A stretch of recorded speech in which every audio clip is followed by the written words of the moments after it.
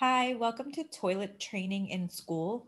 Today we're going to go over some of the basics to help you get started.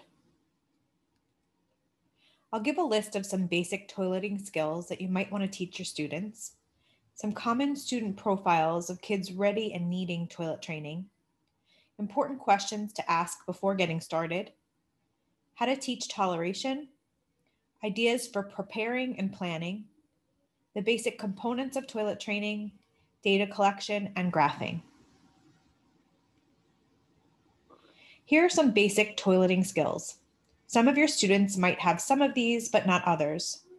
This list will help you decide what goal to set for your student. Here's a list. Tolerate sitting on toilet, voids or releases urine in toilet, stays dry throughout the day on a prompted schedule, completes toileting steps independently, initiates use of toilet or requests for use of toilet, and bowel training. Here are some common student profiles for students ready for toilet training. Some of your students may have had no previous exposure to toilet training and no toileting skills. Some might have limited exposure and limited skills. Some may show signs of refusal or aversiveness. Some may be schedule trained but don't initiate or request use. And some might be bladder trained but not bowel trained. There are a few important questions to ask before getting started. Does your student have any medical concerns? While this is not typical, it's important to rule out. Some common causes include physical disabilities, infection, or medication side effects. You also want to gather as much previous history as possible. Has your student ever been exposed to toilet training? If yes, what did it look like and what were some of the barriers or issues, and which parts were successful? You also want to find out if home caregivers are willing and able to support in the toilet training process. If yes, you want to share a list of all the needed items to send to school and create a routine with home caregivers for restocking items and changes of clothing. If caregivers are not able to support, this is not a deal breaker, but you will need to gather the resources on your own or with support from your organization. If your student demonstrates any type of refusal behavior, you must work on tolerance before starting any toilet training program. For students who refuse to enter the bathroom or show signs of problem behavior when trying to enter the bathroom, you must focus on pairing. You want to condition that bathroom as a positive place to be and a safe place. You do this by placing preferred items and activities inside the bathroom and allowing the student free access. During this pairing time, you engage with your student yourself to pair yourself and develop a trusting relationship. It's important to remember not to place any demands on the student at this time. The only demand is that they stay in the bathroom and engage with their toys. They cannot leave the bathroom with the toys. You might need to use gradual exposure for either duration, so the amount of time they stay in the bathroom, or location. So you might start a student to stay in the bathroom for just a few seconds and work your way up to a few minutes. Or you might have them stand in the doorway and gradually increase distance to the toilet over time. Once the student seems comfortable and the bathroom is conditioned, you want to start tolerating sitting on the toilet. You want to teach your student to sit on the toilet for at least 2 to 3 minutes before starting a toilet training program. You're going to use a strong reinforcer to deliver for sitting. You'll slowly increase the time they are required to sit over time. You might first start with just a few seconds and then gradually increase over time in order for them to earn that reinforcer. So now you have a first then. First sit on the toilet and then you get iPad. You can use a timer or you can count backwards to help the student understand the interval of time in which they need to sit in order to earn.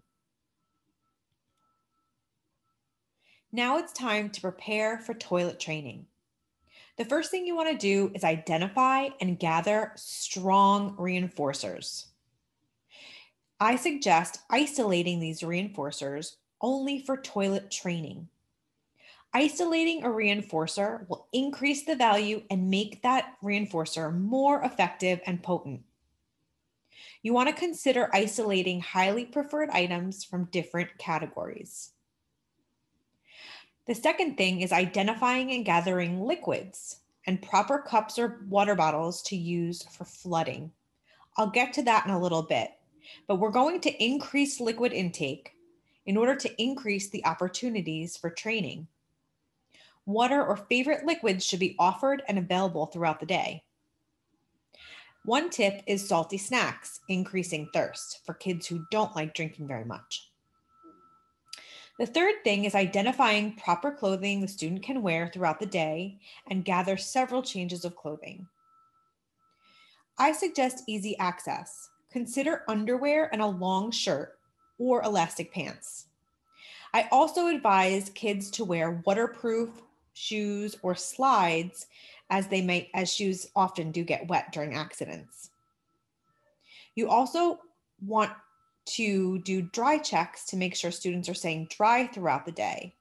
Gray underwear is great for spotting wet spots. The last thing you want to do is organize all of these items for easy and fast access. Consider storing items in the bathroom, and don't forget to keep reinforcers out of reach for those kids who are slick. Here are the three basic components of training.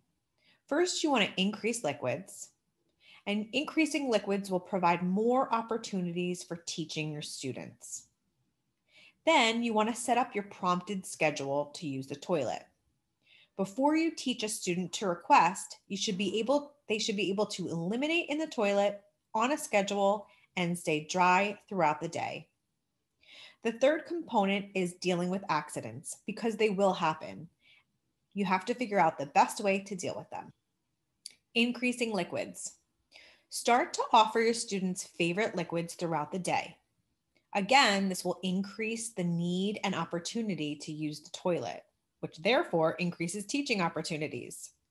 Choose a cup or bottle that's easy to travel with. Taper off your liquids at the end of the school day to prevent accidents while traveling home. I recommend at least 30 minutes. Again, that tip, have salty snacks available to increase thirst.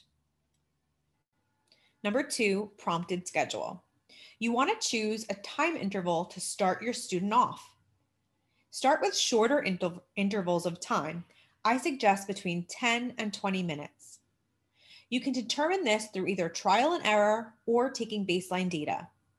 Keep in mind that flooding will increase the need to urinate. At the end of each interval, say, "Time for bathroom," and prompt your student to walk to the bathroom and complete the needed steps. You'll need to choose a duration for sitting. Students should sit on the toilet for between 1 to 3 minutes unless they urinate immediately. After your student urinates, you want to reinforce right away. Remember, you're isolating reinforcers just for this behavior. If a student sits but does not urinate, say something like, "Oh, that's okay, you didn't have to pee, we'll try again later." You're not going to provide any reinforcement, and you're going to resume the schedule. Dealing with accidents. At the first sign of an accident, as soon as possible, you want to interrupt the student and say something like, "No, you go pee in the toilet." This is not a reprimand, but should be an obvious correction. Guide the student to the bathroom, have them undress, and sit on the toilet to finish eliminating. If the student urinates in the toilet, give verbal praise, but do not deliver that isolated reinforcer. "Oh, good, you went pee-pee in the potty." If not, prompt the student to get dressed and resume the schedule. Have the student do as much of the dressing and cleaning as possible in order to make it effortful. I highly suggest writing a protocol. Writing a protocol is recommended for your planning and implementation and reference for the whole team. I recommend these areas to include in your protocol. What is your goal? What are the objectives? And what's the current target or step? You want the data collection method and a list of items needed. What are your intervention strategies? And then specifically your toileting procedure and accident procedure. Here's an example of a protocol that I wrote for a student. Here's an example of a baseline toileting data sheet. Taking baseline can help determine an appropriate toileting schedule for your student. It can also help you identify any other important information that can help with planning or a need for intervention. Once you determine what your schedule will be, you can create a toileting schedule sheet specifically for the current target. You want to create or use a data sheet that reflects the current needs. These two are very different examples. The first example is a daily data sheet documenting every 5 minutes. This could be used for recording dry checks or recording initiation throughout the day. The second one is a weekly data sheet, which documents the current toilet training schedule.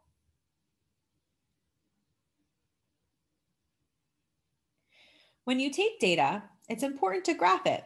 Graphing will help you identify patterns and trends and help determine when criteria is met or intervention needs to be implemented. Some additional considerations are using visuals. Consider using a first then visual in the bathroom to remind the learner what they can earn for voiding in the toilet. I always recommend tackle boxes for storing edibles. It's a great way to have your student be able to see what's available without grabbing it. Consider prompting the request from the beginning. Some people train this right from the start. Consider adding a prompted request as part of the procedure, using the student's method of communication. Remember, feeding prompts must be done effectively and quickly. Once your student consistently uses the toilet, start fading out the toileting schedule. You may go from 30 to 45 minutes, then to 60 minutes, then to 90 minutes. Next, you'll fade the use of the reinforcer. So maybe for every urination once a day to every other day, or at the end of the day. If you've been having them wear underwear only, have them resume wearing pants. Cut back on that fluid intake. No more flooding. Once they're staying dry on a toileting schedule, consider teaching your child to initiate toilet requests. Some students need to learn requesting to use the toilet or go to the toilet on their own. Teaching initiation should occur after starting the toileting schedule so that the students get used to voiding in the toilet and being reinforced for doing so. You want to gradually increase the time the toileting prompts you give and have the student near the bathroom when he's likely to go use the bathroom. At this point, you'll reinforce the independent request and/or independent initiation to use the toileting and go on their own. If your student is bladder trained but needs bowel training, you're going to use similar procedures. You're going to set a schedule, have the student sit on the toilet for a period of time, say 5 to 10 minutes, and if they void, you reinforce for successful bowel movement. If no, okay, we'll try again later. This is easier done at home than it is at school, depending on the student's schedule. Some of our students have diaper rituals. While they may urinate on the toilet, they don't like to defecate on the toilet and prefer either holding or waiting for a diaper. First, identify a strong reinforcer, just as we did before. If the student requests for a diaper for bowel movements, require the student to go into the bathroom to use the diaper, even if they're not sitting on the toilet.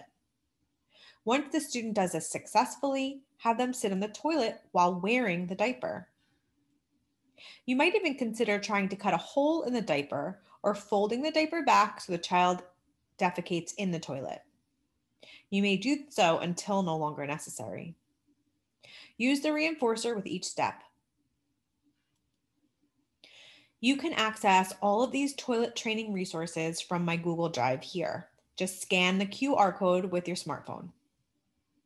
If you'd like more support individualizing plans, developing protocols, making data sheets, or troubleshooting, email me anytime throughout the process.